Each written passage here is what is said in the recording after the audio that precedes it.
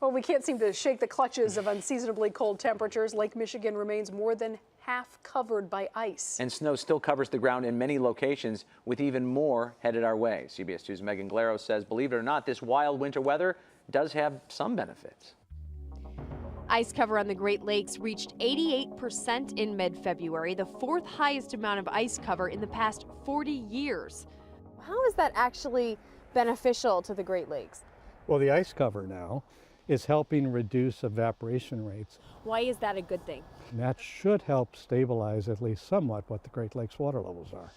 Levels which have been dropping in recent years.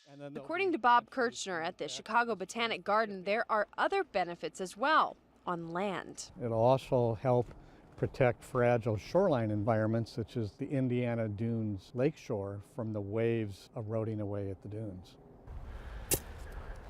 Actually, there's a boar there. Oh. You see he's curled up. Yeah. There's and what about those pesky insects we all dread in the springtime? For example, Tom Tiddens keeps an eye out for weather impacts on the notorious emerald ash borer. He's not frozen.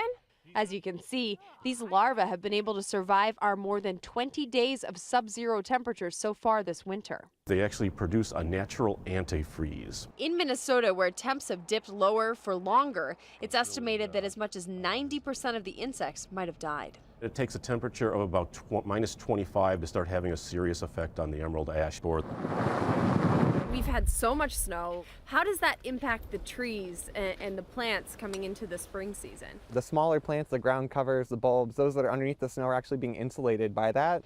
Experts at the Morton Arboretum say when the snow finally melts, it will provide beneficial moisture for trees and plant root systems. But the cold could be bad news for some plants that keep their flower buds over the winter and bloom early in the spring, like forsythia.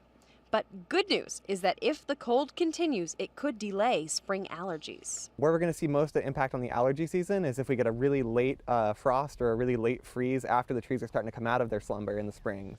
Megan Glaros, CBS 2 News.